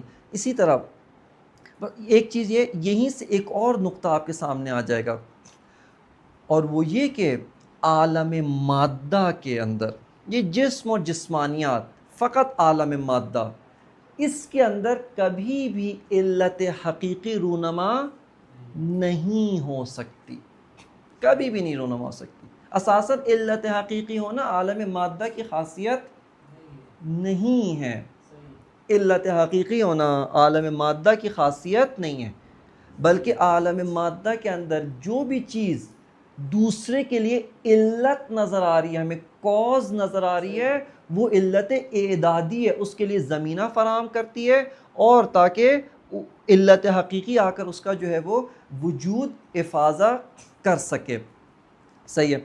خوب یہیں سے آپ کو اب دیکھیں یہ علت حقیقی فزکس کے اندر، کیمسٹری کے اندر، بائیولوجی کے اندر، نیچرل سائنسز کے اندر جو علت و معلول ہم پڑھتے ہیں وہ سارا کا سارا علت اعدادی ہوتا ہے۔ البتہ فیلسوف علت اعدادی کی اہمیت کو کم نہیں کرتا. یہ نہیں کہتا کہ علت اعدادی کی اساساً کوئی اہمیت نہیں ہے. نہ، فیلسوف کا مدعا یہ کہ علت اعدادی کی بہت اہمیت ہے، لیکن علت حقیقی کے برابر آپ اس کو قرار نہ دیں. مثال کے طور پہ دیکھیں، اب آپ آئیں کیمسٹری کے اندر، آپ نے دو مولیکیولز کو لے کر جب ملایا حتماً ایک کمپاؤنڈ بنے گا. صحیح ہے نا؟ اب آپ علت حقیقی کیا ہے دیکھیں. اب یہیں پہ آپ کو یعنی اس کے اندر ایک کل جسے آپ کے دنیا گفتگو ہے، اس کے بارے میں کئی دنوں تک گفتگو کی جا سکتی ہے، اس کے آثار، نتائج. مثال کے طور پہ اب آپ دیکھیں علت اعدادی کی اہمیت کی. اصل دین اسلام کے بہت سارے احکام و قوانین آپ کو یہاں سمجھ میں آتے ہیں. مثال کے طور پہ آپ کو جب ہم یہ جملہ اکثر سنتے ہیں کہ والدین کا بچوں کے اوپر اثر ہوتا ہے. خب جو شادی شدہ ہیں وہ ان کے لیے تو گزر چکا ہے. خب جو شادی کرنا چاہتے ہیں، خب آپ کے لیے دین اسلام نے کہا ہے کہ ازدواج کرنے کے لیے خب کس خاتون کا انتخاب کریں، یا اگر خاتون اپنے شوہر کا انتخاب کرنا چاہتی کس شوہر کا انتخاب کریں. کیوں؟ چونکہ علت اعدادی جس طرح کی ہوگی اس علت حقیقی کی طرف سے اسی کے متناسب معلول ایجاد کیا جائے گا. جس طرح کی علت اعدادی کا اثر ہوگا اسی کے متناسب علت حقیقی. مثال کے طور پہ آپ نے سیب، وہ بیج جو ہے وہ سیب کا ہے، درخت بھی سیب کا ہوگا. اب یہاں پر جو پھل نکلنے کا ماحول فراہم ہو رہا ہے، زمینہ سازی ہو رہی ہے، وہ سیب کے پھل کے لیے ہو رہی، نہ یہ کہ اس سے آپ کو جو ہے وہ کینو کا مثال کے طور پہ پھل حاصل ہوگا. صحیح. کیا علت اعدادی میں تغیر کر سکتے؟ اتفاقاً عالم مادہ کے اندر خداوند متعال نے ہم سے ہی چاہا ہے. یعنی عالم مادہ میں خداوند متعال نے ہم سے کیا چاہا؟ اگر تم چیزوں میں تبدیل کرنا چاہتے ہو، کیا کرو؟ علت اعدادی میں تبدیلی کرو گے، حقیقی نتائج کیا ہوتے جائیں گے؟ تبدیل ہوتے جائیں گے. مثال کے طور پہ آپ یہ جملہ ہم دیکھتے ہیں، یعنی آپ کو یہیں سے معلوم ہو جانا چاہیے علت اعدادی بہت اہم ہے ہاں اپنے لیول پر. مثال کے طور پہ امیر المومنین علیہ السلام کے دو بیٹے تھے، بہت سارے بیٹے تھے، دو بیٹوں کو ہم لیتے ہیں. ایک کے مرتبہ امیر المومنین نے کیا فرمایا؟ امیر المومنین نے اپنے بھائی سے فرمایا کہ میرے لیے عرب کے شجاع خاندان کی خاتون تلاش کی جائے. کیوں؟ چونکہ ماں کا اثر ہوتا ہے بچے کے اوپر. ایک دفعہ ہمارے سامنے امیر المومنین کے ہی فرزند ہے دوسرے، جناب محمد ابن حنفیہ، ان کی والدہ کا نام حنفیہ تھا، در حقیقت امیر المومنین کے فرزند تھے. خب باپ ہونے کے لحاظ سے دونوں کا باپ تو ایک ہی ہے، امیر المومنین ہے، لیکن فرق کس کا ہے؟ والدہ کا فرق ہے، ماں کا فرق ہے. مثلا نہج البلاغہ کے اندر یہ موجود ہے کہ جنگ صفین کے موقع پر امیر المومنین نے جناب محمد ابن حنفیہ کو کہا کہ حملہ کرو. خب یہ لشکر لے کر آگے بڑھے، اچانک سے تیروں کی بوچھاڑ آتی ہے، تیر دشمن کی طرف سے تیر پھینکے جانے لگتے ہیں، ان کے قدم اکھڑ جاتے ہیں. ان کے قدم پی نہج البلاغہ کے اندر لکھا ہے. حاشیے امیر المومنین کے پاس یہ پلٹ کے آتے ہیں کہ اس ٹائم بہت سخت حملہ ہو رہا ہے، میں آگے نہیں بڑھ پا رہا. امیر المومنین یہ این عبارت ہے نہج البلاغہ کی، اس کو اردو ترجمہ بھی ہے. امیر المومنین کے ہاتھ میں تلوار تھی، تلوار کا دستہ جو پیچھے والا دستہ ہوتا ہے، وہ ان کی پیٹھ پہ مار کے کہا کہ یہ جو ابھی میدان جنگ میں تمہارے قدم اکھڑ گئے ہیں یہ تمہاری ماں کی وجہ سے ہے، یعنی اس کی وجہ سے یہ کمی کوتاہی ابھی تمہارے اندر آئی ہے. خوب یہ امیر المومنین کی وجہ سے تھوڑی آئی ہے، کہا کہ یہ تمہاری ماں کی کمی کی وجہ سے آئی ہے. بس اب آپ نے یعنی یہاں پر فیلسوف کبھی بھی نہیں کہتا کہ علت اعدادی کے اساساً کوئی اہمیت نہیں، نہ کلہو بہت اہمیت ہے علت اعدادی کی. ہمارا ان مٹیریلزم والے ہیں اور مثال کے طور پہ جو عالم مادہ سے ہٹ کر باقی چیزوں کا انکار کرتے ہیں، ہمارا ان کے ساتھ نزاع اور جھگڑا کیا ہے؟ نزاع اور جھگڑا علت اعدادی کی اہمیت پہ نہیں ہے، ہمارا ان کے ساتھ جھگڑا اس بات پہ کہ آپ علت اعدادی کو سب کچھ سمجھتے ہیں. یہ غلط ہے. ہم یہ کہتے ہیں کہ علت اعدادی بہت کچھ ہے لیکن سب کچھ نہیں ہے. اگر علت اعدادی ہو، علت حقیقی وجود افاضہ نہ کرے، اساساً وہ چیز موجود نہیں ہو سکتی. توجہ کر رہے ہیں؟ وہ چیز اساساً موجود نہیں ہو سکتی ہے۔ لہٰذا علت اعدادی و علت حقیقی کی اساس پر بے تحاشا اور مطالب، اور آپ کو یہاں سے دین اسلام کی اور مثال کے طور پہ، یعنی آپ یہیں سے دیکھ لیں دین اسلام نے کس حد تک ایک خاتون جو فرزند پیدا کرنے کے مرحلے میں ہے اس کی کتنی رہنمائی کی ہے، فلاں پھل کھائے یہ اثر ہوگا، فلاں خوب کیوں ہوگا، خوب اس کا جو انہوں نے نام دیا کتاب کا، اس کے اندر پورا گائیڈ لائن دیا گیا، کیوں؟ تاکہ علت، کیونکہ معلوم ہے کہ علت اعدادی کا اثر آگے مکمل فرزند پہ ہوتا ہے، مکمل آگے اثر ہوتا ہے، لہٰذا اس بات، اسی طرح مثال کے طور پہ قرآن مجید کے اندر اتفاقاً نہیں بلکہ انتہائی حکمتاً، اتفاقاً کا مطلب کیا ہے، یعنی انتہائی حکمت کے ساتھ خداوند تعالیٰ نے انہی دو چیزوں کو الگ کر کے بیان کیا ہے۔ یہ میں نے آیت لکھی ہے سورہ واقعہ آیت نمبر 58، سورۃ المبارکۃ الواقعہ آیت نمبر 58، افرأیتم ما تمنون، کیا تم دیکھتے ہو، تم کیا تمنون یعنی کیا منی خارج کرتے ہو، کیا امنا کرتے ہو، صحیح ہے نا؟ خود انسان کا کام کیا ہے، فقط یہ عمل ہے جو قرآن نے بیان کیا، یہ تمہارا والدین کا اپنے بچوں کی پیدائش میں اتنا رول ہے، اتنا کردار ہے، کیا کہ تم منی خارج کرتے ہو، تم سے منی خارج ہوتی ہے۔ اس کے بعد اگلی آیت میں خداوند متعال فرماتے ہیں اَأَنْتُمْ تَخْلُقُونَهُ أَمْ نَحْنُ الْخَالِقُونَ، کیا تم نے خلق کیا ان کو یا ہم نے بنایا ہے؟ تم نے کیا کام انجام دیا، تم نے ایک عمل انجام دیا، لیکن خالق تم نہیں ہو، خالق ہم ہیں۔ اس کے بعد دوسری آیت اسی کے ذیل میں کچھ آیتیں چھوڑ کے افرأیتم ما تحرثون، یہ زمین میں تم نے دیکھا، کیا تم نے کھیت میں وہ چلایا، بیج بویا، مثال کے طور پہ پانی دیا، حرث، یہ سارے جتنے بھی مراحل انجام دی، اَأَنْتُمْ تَزْرَعُونَهُ أَمْ نَحْنُ الزَّارِعُونَ، کھیتی بھی تم اگاتے ہو، کھیتی ہم اگاتے ہیں، کھیتی تو تم نہیں اگاتے، کھیتی ہم اگاتے ہیں۔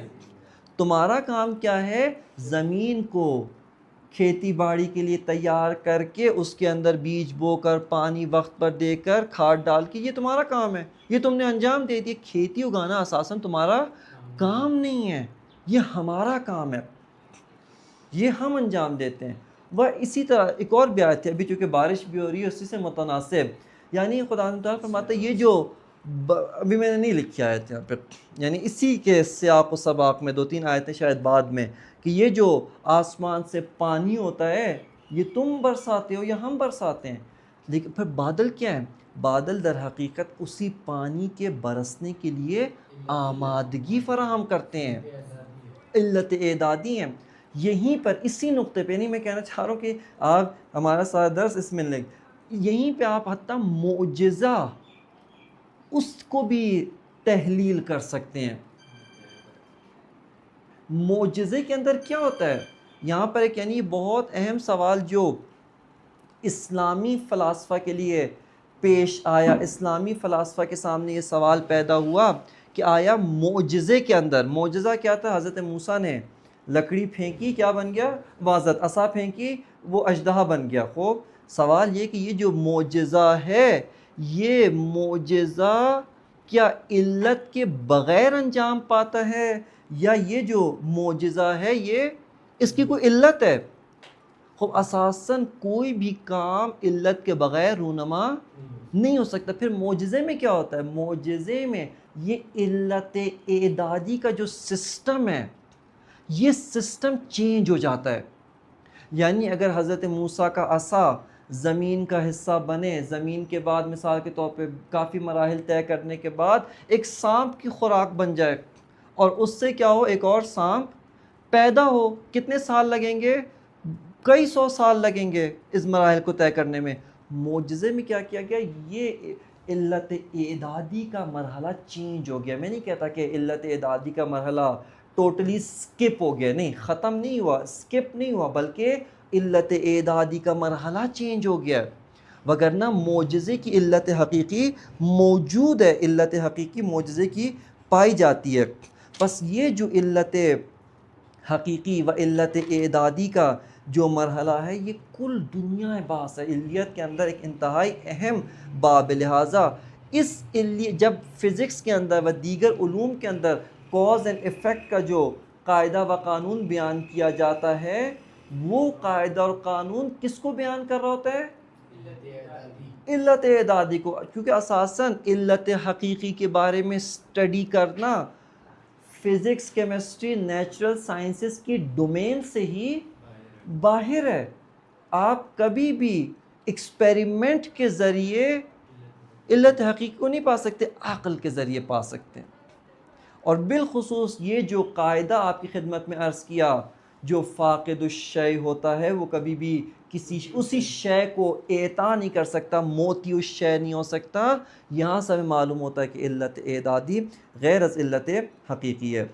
بس یہاں پہ ہماری جو ایک بات ختم ہوئی علت اعدادی و علت حقیقی کی، اور اس کے فوائد آپ کی خدمت میں عرض کیے.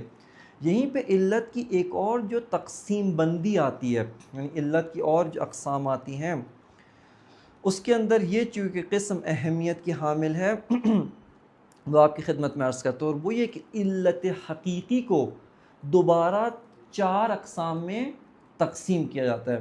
یعنی علت حقیقی، اب یہاں پہ تو علت اعدادی و علت حقیقی میں ہمیں فرق معلوم ہو گیا، صحیح ہے، کہ علت اعدادی کیا ہوتی ہے، علت حقیقی کیا ہوتی ہے.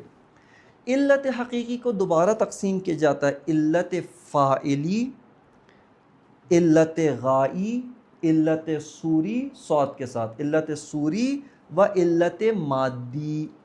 علت فاعلی، علت غائی، علت صوری و علت مادی.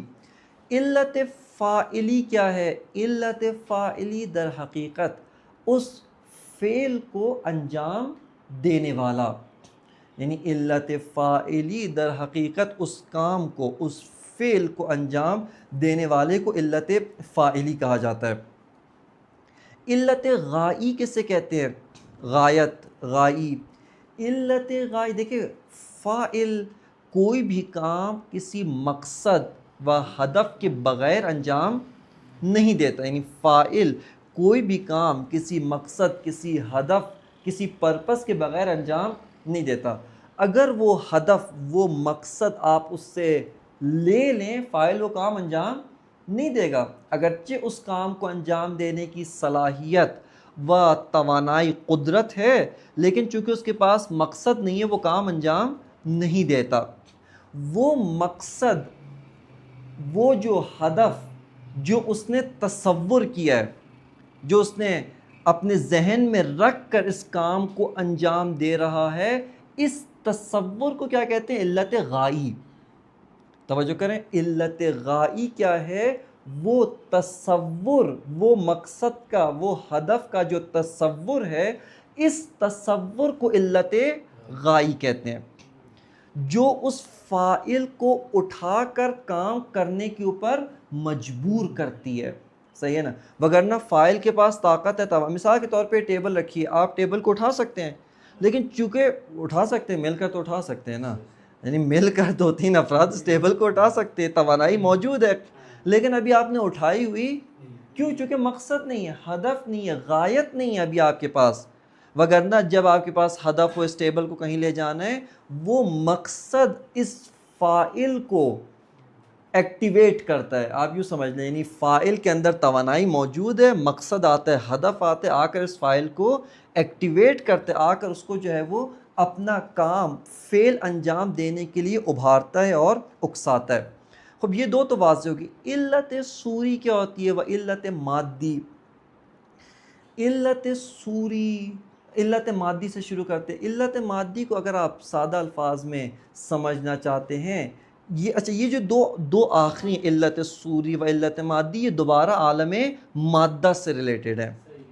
یعنی یہ جو کہا کہ علت حقیقی کی 4 قسمیں ہیں، عالم مادہ میں 4 قسمیں ہیں.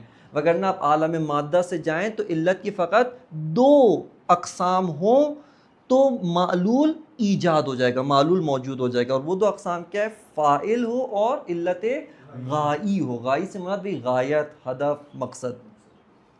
علت مادی کیا ہے؟ علت مادی اس چیز کے اندر کسی اور حالت کو قبول کرنے کی صلاحیت و قابلیت، اس کو علت مادی کہتے ہیں. یعنی مثال کے طور پہ آپ اگر آپ نے لکڑی کو کاٹ کر اس سے کرسی بنانی ہے، اگر لکڑی کے اندر صلاحیت ہی نہ ہو کرسی بننے کی، قابلیت ہی نہ ہو کرسی بننے کی، آپ کے اندر آپ نجار ہیں، بہترین نجار ہیں، آپ کے اندر بہترین ہنر موجود ہے، آپ کے اندر بہترین توانائی موجود ہے کہ آپ کیا ہے کرسی بنا سکتے ہیں، لیکن اس شے کے اندر کرسی قبول کرنے کی صلاحیت نہیں ہے، کرسی بننے کی صلاحیت نہیں۔ مثال کے طور پہ آپ میں سے یہاں پر موجود ہر انسان جو 5 10 کلو سے یقیناً زیادہ وزن اٹھا سکتا ہے، اگر آپ سے کہا جائے کہ یہ جو ایک وہ ہوتا ہے اپنا جو مرغی کا پر دیکھا ہے نا، اس پر کو آپ پھینکیں، اس پر کو آپ 2 فٹ دور پھینکیں، آپ انجام نہیں دے سکتے۔ کیوں نہیں دے سکتے؟ نہ اس وجہ سے کہ آپ کے اندر توانائی نہیں ہے، اس کے اندر قابلیت نہیں ہے، اس کے اندر صلاحیت نہیں ہے۔ بس علت مادی کیا ہے؟ علت مادی اس شے کے اندر اس صورت کو، اس چیز کو، اس شیپ کو قبول کرنے کی توانائی، صلاحیت، ایبیلٹی ہو۔ صحیح ہے۔ علت سوری کیا ہے؟ علت سوری آپ کہہ سکتے ہیں وہ مٹیریل جس کے اوپر شیپ کیا کی جا رہی ہے؟ بنائی جا رہی ہے۔ صحیح ہے۔ اسی طرح اگر آپ اسی کو، ان 4 علتوں کو اگر ہم عالم مادہ کے اندر اپلائی کرنا چاہتے ہیں ایک مثال کے اوپر، یہی مثال ہے۔ کیا اگر ہم حقیقتاً لیں مثال کے طور پہ فرزند، البتہ یہاں ان کو ہم نہیں لیتے، مثال کے طور پہ یہی جو آپ نے وہ کیا ہے کرسی، آپ نجار ہیں، کارپینٹر ہیں، توانائی رکھتے ہیں، آپ کے اندر بھرپور صلاحیت بھی 2 مرتبہ 2 معنوں میں استعمال ہوتا ہے۔ ایک مرتبہ صلاحیت قدرت کے معنی میں، پاور، کچھ انجام دینے کی صلاحیت اس معنی میں ہوتا ہے۔ ایک مرتبہ صلاحیت کیا ہوتا ہے؟ ایبیلٹی ٹو بیکم، کچھ قبول کرنے کی صلاحیت۔ سمجھ آ رہی ہے؟ ان 2 میں فرق ہے۔ جیسے مثال کے طور پہ پتھر میں علم حاصل کرنے کی صلاحیت نہیں ہے، انسان میں، انسان کا جو بچہ ہے اور پتھر جو ہے اس کے اندر فرق کیا ہے؟ ایک میں علم حاصل کرنے کی ابھی علم نہیں ہے، ہاں انسان کے بچے کو علم نہیں ہے، لیکن اس کے اندر علم حاصل کرنے کی صلاحیت موجود ہے۔ پتھر میں اساساً یہ صلاحیت نہیں، یہ ایبیلٹی نہیں ہے۔ یہاں پر جب ہم کہتے ہیں علت فاعلی کے اندر قابلیت ہو، صلاحیت ہو، اس سے مراد کیا ہے؟ توانائی، پاور، کچھ پرفارم کرنے کی قدرت و آپ کے پاور، کچھ قبول کرنے کی مراد نہیں ہے بلکہ کچھ انجام دینے کی قابلیت و صلاحیت ہو۔ صحیح ہے۔ اس کو علت فاعلی۔ اب آپ کے اندر بھرپور اس کوئی بھی آپ کو لکڑی دے دے، آپ کے اندر نجاری کا ہنر موجود ہے، آپ اس سے لکڑی سے کرسی بنا سکتے ہیں، آپ کے پاس ہدف بھی موجود ہے، مقصد بھی موجود ہے کہ آپ اس کرسی کو بیٹھنے کی خاطر، اس کرسی پہ بیٹھنے کی خاطر آپ اس کو بنا سکتے ہیں۔ ساتھ لکڑی بھی ہے جس کے اندر قابلیت موجود ہے کیا کہ وہ کسی اور شکل کو اپنے اوپر قبول کر سکتی ہے۔ پانی کے اندر صلاحیت نہیں، آپ پانی کی کبھی بھی کرسی نہیں بنا سکتے۔ صحیح ہے۔ اور اسی طرح وہ جو لکڑی کا مٹیریل ہے وہ اپنے اوپر صورت بھی قبول کر سکتا ہے، اس شیپ کو قبول کر سکتا ہے۔ جب اب کرسی کو وجود میں آنا ہے، کرسی کو وجود میں آنے کے لیے ان 4 کی ضرورت ہے۔ اگر ایک بھی نہیں ہوگا تو وہ کرسی وجود میں نہیں آ سکتی۔ ایک بھی چیز نہیں ہوگی تو کرسی وجود میں نہیں آ سکتی۔ صحیح ہے۔ یہ مثال آپ کے سامنے رکھی، اگرچہ یہاں پہ آپ نے پہلے والی مباحث جتنی بھی ہیں ان کو اپنے ذہن میں رکھنا ہے کہ آپ کرسی کی علت حقیقی نہیں، یہ مثال ہے، ہاں مثال ہے۔ کس جیسے؟ کیونکہ آپ نے کرسی کا مٹیریل آپ نے تو ایجاد نہیں کیا، آپ کس چیز کی علت ہیں؟ فقط اپنے ہاتھ کی حرکت کی، اپنے ہاتھ کی حرکت کی۔ اگرچہ جب آپ کا ہاتھ حرکت کر رہا ہے اس کے اندر اوزار بھی ہیں جس سے جو نقش ہے وہ لکڑی کے اوپر نقش ہو رہا ہے، لکڑی کے اوپر نقش ابھرتا جا رہا ہے، اس کے اوپر جو ہے وہ اس کی شیپ بنتی جا رہی ہے۔ صحیح نا؟ ان ساری مباحث کو ساتھ رکھنا ہے۔ بس یہ جو علت کی 4 اقسام بیان کی جاتی ہیں علت حقیقی کی، عالم مادہ سے اگر آپ نکل جائیں، عالم مادہ کے اندر علت مادی و علت صوری کی ضرورت نہیں ہوتی، فقط علت فاعلی و علت غائب اس کی ضرورت ہے.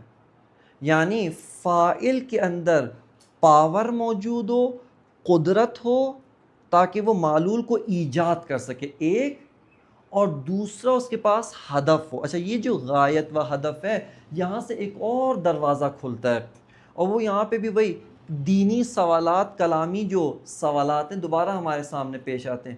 خداوند متعال کو کسی کی ضرورت نہیں تھی، اس نے کیوں ہمیں پیدا کیا؟ خدا کو تو کسی چیز کی احتیاج نہیں تھی، کسی چیز کی ضرورت نہیں تھی، اس کا تو کوئی ہدف نہیں تھا، کوئی غایت نہیں تھی. اس نے کیوں عالم دنیا کو پیدا کیا؟ اساساً ملائکہ کو کیوں پیدا کیا؟ ملائکہ کے بعد اور جو عالم مثال ہے اس کو کیوں پیدا کیا؟ عالم مادہ کو کیوں پیدا کیا؟ اس کو تو کسی چیز کی ضرورت نہیں ہے. یہیں پہ آپ کو اور مزید واضح ہوتا جائے گا کہ غایت، علت غائی و جو مقصد ہے وہ ہمیشہ نقائص کو دور کرنا نہیں ہوتا ہے. یعنی علت غائی وہ ہمیشہ، یہ ہم چونکہ انسان ناقص ہے، ہمارے اکثر جو افعال ہوتے ہیں ان کا مقصد کیا ہوتا ہے؟ اپنے نقائص کو برطرف کر کے کمالات کو حاصل کرنا. آپ کتاب پڑھتے ہیں، آپ مثال کے طور پہ علم حاصل کرتے ہیں، کیوں؟ مقصد کیا ہے؟ چونکہ آپ کو معلوم ہے ابھی میں جاہل ہوں، جہل میرے اندر کیا ہے؟ نقص ہے، جہل میرے اندر کمی ہے، کوتاہی ہے. خود اس نقص کو برطرف کرنے کے لیے آپ اس فعل کو انجام دیتے ہیں. لیکن ایک ذات جو ذات خداوند متعال ہے، جو لامحدود کمال ہے، تشکیق کے اندر بیان کیا تھا، لامحدود کمال ہے. خب اس کا جو فعل ہے، اس کا جو کام ہے، اس کام کا مقصد نقائص دور کرنا نہیں، چونکہ اساساً نقص نہیں رکھتا. بس اس کے کام کا مقصد کیا ہے؟ وہ کچھ اور ہے. وہ ہم جب خداوند متعال کے بارے میں بحث کریں گے وہاں پر آئے گا.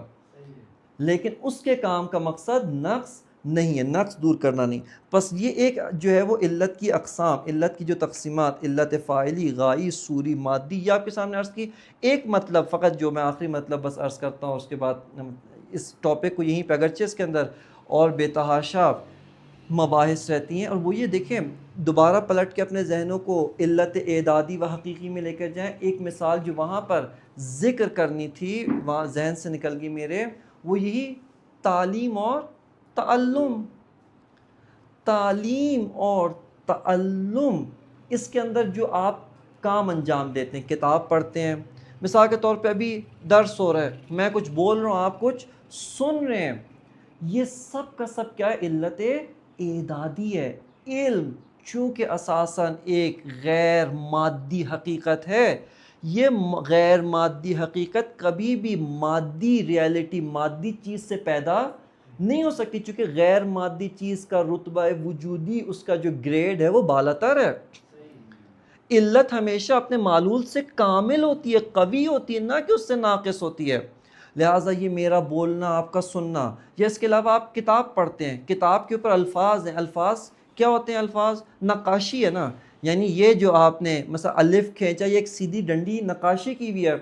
اگر آپ کے سامنے چینی زبان میں کچھ لکھا ہو تو وہ آپ کے لیے واقعاً نقاشی ہے، وہ آپ کو سمجھ میں نہیں آتی. آپ اس نقاشی سے علم تک منتقل نہیں ہو سکتے. یعنی وہاں پہ آپ کا ایک مرحلہ، اعدادی مرحلہ جو ہے وہ طے نہیں ہوتا، لہٰذا علم حاصل نہیں ہوتا. لہٰذا اساساً علم حاصل ہونا، علم کا مثال کے طور پہ انسانی نفس کو حاصل ہونا، یہ ایک میٹا فزیکل فینومینا ہے، ایک غیر مادی حقیقت ہے. اس کے علاوہ جو کچھ بھی آپ کرتے ہیں، آڈیو ریکارڈنگ سنتے ہیں، مثال کے طور پہ ویڈیو ریکارڈنگ سنتے ہیں، جو بھی درس سنتے ہیں، کتاب پڑھتے ہیں، کسی سے پوچھتے ہیں، سوال پوچھتے ہیں، جواب ملتا ہے آپ کو، یہ سب کا سب کیا ہے؟ اعدادی ہے، مرحلہ اعدادی کے اندر آتا ہے. اس کے علاوہ اس کی بے تحاشا فراوان مثالیں. لیکن دوسری طرف سے آپ کو یہیں پہ بھی معلوم ہوا دین نے ان سب کی کیا کی ہے؟ اہمیت بیان کی ہے. دین نے ان سب کے آداب، ان سب کی اہمیت، ان سب کا مقام بیان کیا ہے، جو یہ بیان کرتا ہے کہ یہ سب قابل اہمیت ہے، اس کو نظر انداز نہیں کیا جا سکتا۔ لیکن فلسفی نگاہ میں جب ہم ان کو تحلیل کر رہے ہیں، تجزیہ کر رہے ہیں، تو علت حقیقی کو الگ کرنے و علت اعدادی کو جدا کرنے کی ضرورت ہے۔ اس کے علاوہ اور بہت سارے علت اور معلول کے باب میں اور بہت سارے قواعد ہیں اور بہت سارے جو نظریات ہیں، چونکہ اصل میں چلیں ایک ہے 5 منٹ وقت ہے، ایک اور ہم یہاں پہ قاعدہ بیان کرتے ہیں، وہ قاعدہ استحالہ دور و تسلسل۔ صحیح ہے، یہ قاعدہ واجب الوجود کو ثابت کرنے میں آگے بہت مدد دیتا ہے۔ قاعدہ استحالہ دور، دور سے مراد کیا ہے؟ جسے ہم دور لکھتے ہیں نا، دور، دال وور دور، وہی اس کو عربی میں آپ اس کے اوپر زبر ڈال کے پڑھیں، کیا پڑھا جاتا ہے؟ دور۔ و تسلسل، تسلسل تو واضح۔ دور کیا کہتا ہے؟ دور یہ کہتا ہے کہ ایک دو چیزیں آپ فرض کریں، ایک الف ہے، دوسرا با ہے، الف اور با۔ اب یہ جو الف ہے یہ اس با کا معلول ہے، اس با نے الف کو ایجاد کیا ہے، پس الف با کا معلول ہے۔ یہی الف جو اس با کا معلول ہے دوبارہ پلٹ کر اس با کی علت نہیں ہو سکتا۔ یعنی دور کا کیا مطلب؟ دور دائرے سے ہے، دائرہ۔ یعنی اب آپ یہاں دائرہ کس طرح سے بنتا ہے؟ دائرہ اس طرح سے بنتا ہے کہ یہ جو آپ نے دو چیزیں فرض کی، یہ با ہے، یہ الف چاہیے نا، یہ الف اس با کا معلول ہے، یعنی با نے اس الف کو ایجاد کیا ہے۔ اب یہی الف دوبارہ اس با کی علت نہیں ہو سکتا۔ کیوں؟ واضح بالکل دلیل نہیں چاہیے۔ کیوں؟ جب آپ نے فلسفہ صدرہ کی اساس پر یہ تجزیہ و تحلیل کیا کہ معلول اپنی علت کی نسبت کیا ہوتا ہے؟ فقیر ہوتا ہے۔ خب کیا مطلب؟ مطلب یہ کہ اس الف نے اپنے تمام وجود اور تمام کمالات کو اس با سے لیے۔ اس کا کیا مطلب ہے؟ مطلب یہ کہ با کے اندر وہ تمام وجود اور کمالات موجود ہیں۔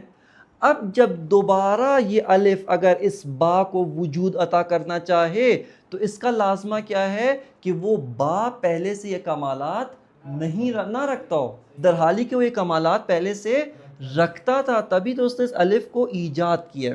صحیح ہے۔ اس کا اچھا، اس کے اندر بھی آپ نے بہت جو ہے وہ دقت کرنی ہے۔ یعنی کیا مطلب؟ اس کے اندر جہت ایک ہونی چاہیے۔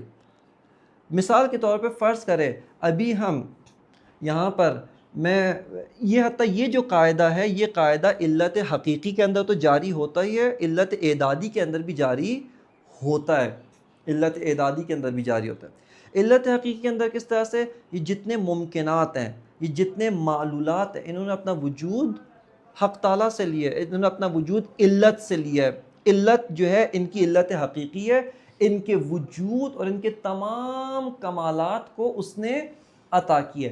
اب وہ علت کسی بھی جہت سے اس معلول کی محتاج نہیں ہو سکتی، وہ علت کسی بھی جہت سے اس معلول کی محتاج۔ لہٰذا ہم جو جتنی بھی عبادات کرتے ہیں، جتنا بھی نماز روزہ، ایک سوال پوچھتے ہیں خدا کو کیا فائدہ ہے؟ خدا کو آپ کی نماز روزہ کا کوئی فائدہ نہیں۔ کیوں؟ وہ علت حقیقی ہے، اس کو آپ کا کچھ بھی نہیں پہنچتا۔ کیا؟ ان اللہ غنی عن العالمین، تمام عالمین سے خدا بے نیاز ہے، اساساً اس کی کوئی احتیاج نہیں ہے۔ کیوں؟ چونکہ وہ علت حقیقی ہے۔ یہ کہاں سے ثابت ہوا؟ قاعدہ دور سے، استحالہ دور۔ استحالہ نہیں، پہنچنا ایک الگ چیز ہے، میں کہہ رہا ہوں اس کا فائدہ نہیں ہے، پہنچتی ہے قبولیت کے لیے، نہ پہنچتی ہے کہ خداوند متعال کے پورا کرے۔ ایک اور چیز جو قاعدہ ہے وہ قاعدہ ہے استحالہ، پس یہ دور باطل ہے۔ استحالے کا کیا مطلب ہے؟ محال ہونا۔ استحالے کا مطلب ہے محال ہونا، اس کو کہتے ہیں قاعدہ ہے استحالہ یہ دور۔ یعنی علت اور معلول کے سسٹم میں، علت و معلول کے نظام میں دور یعنی سائیکل ہونا باطل، ایسا ممکن نہیں۔ دوسرا جو قاعدہ ہے وہ ہے قاعدہ استحالہ یہ تسلسل. تسلسل کا کیا مطلب ہے؟ توجہ کریں. تسلسل کا مطلب یہ ہے کہ ایک معلول ہے، اس کی علت ہو، اس علت کی وہ علت خود کسی اور کا محتاج ہے. دیکھیں یہ معلول ہے الف، اس کی علت ہے با، اس با کی علت ہے جیم، اسی طرح اس جیم کی ایک اور علت ہو، پھر اسی طرح علت کا سلسلہ یہ کہیں پر جا کے سٹاپ نہ ہو. یعنی یہ علت پھر یہ معلول، اس معلول کی ایک علت، علت کی ایک اور علت، یہ تو ہو سکتا ہے نا، اس میں تو کوئی مسئلہ نہیں ہے. چونکہ اس الف نے اپنا وجود با سے لیا، با نے اپنا وجود جیم سے لیا، اپنے سے بالاتر علت سے لیا ہے، اس جیم نے اپنا وجود اپنے سے بالاتر لیا ہے. اسی طرح چلتا جائے اور کہیں پہ جا کے روکے نہ، سٹاپ نہ ہو، اس کو تسلسل کہتے ہیں. کہیں پہ جا کے نہ روکے، کوئی اس کا اینڈ پوائنٹ نہ ہو علت کی جہت سے، علت کے پوائنٹ یعنی اسی طرح بے نہایت چلتا رہے، لامحدود. آپ دیکھتے رہیں جیم اس کی دال، پھر اسی طرح آپ چلتے جائیں انفائنائٹ، بے نہایت تک. فلسفہ کہتا ہے کہ اساساً یہ محال ہے، ممکن نہیں ہے. کیوں؟ چونکہ کہتا ہے دیکھیں جب آپ نے کہا کہ معلول اپنے وجود میں فقیر ہے، بس اصل مقصد کو نہیں، ہم ابھی یعنی فلسفی جہت سے دیکھیں، جو مبانی پہلے ہم طے کر کے آ چکے ہیں، ثابت کر چکے ہیں، اس جہت سے دیکھیں اساساً یہ جو معلول ہے یہ فقیر ہے. یعنی آپ کہیں کہ ان کے پاس، اور یہ ابھی موجود ہے. سوال اس کا وجود کدھر سے آیا؟ اپنے سے پہلے والے سے. اس کا وجود کدھر سے آیا؟ چونکہ وہ بھی کیا ہے؟ اپنی ذات میں محتاج ہے. بس حتماً ایک غنی بالذات ہونا چاہیے، حتماً ایک اینڈ پوائنٹ ہو. کیوں؟ چونکہ اگر تسلسل لازم آئے کچھ بھی موجود نہیں ہوگا. کیوں؟ تسلسل کا مطلب کیا ہے کہ بہت سارے فقیر یعنی وجودات فقری، وجودات حرفی، یہ سارے کے سارے موجود ہو گئے ہیں جبکہ ان کو کسی وجود مستقل نے ایجاد نہیں کیا. بس ایک اور چیز یہیں سے آپ کو معلوم ہو جاتا ہے، آپ جیسے ہی ایک ممکن الوجود دیکھیں حتماً واجب الوجود ہوگا. یہیں پہ بے عینی اسی نقطے پر واجب الوجود ثابت ہو جاتا ہے. بے عینی کیوں؟ چونکہ آپ نے جیسے ہی کس بنیاد پر؟ اصالت الوجود، اس کے بعد تشکیک در وجود، اس کے بعد علیت و معلولیت کو ہم نے کہا. اور علیت اور معلولیت بھی کون سا؟ وجود میں. اس کا وجود عین فقر ہے، فقر محض ہے اس کا وجود. جب اس کا وجود فقر محض ہے اور ابھی موجود ہے، ابھی موجود ہے، ہاں ابھی موجود ہے، پس حتماً اب اس کے بیچ میں کتنے واسطے آتے ہیں ہمیں نہیں معلوم، اور اس سے ہمیں کوئی سروکار بھی نہیں ہے.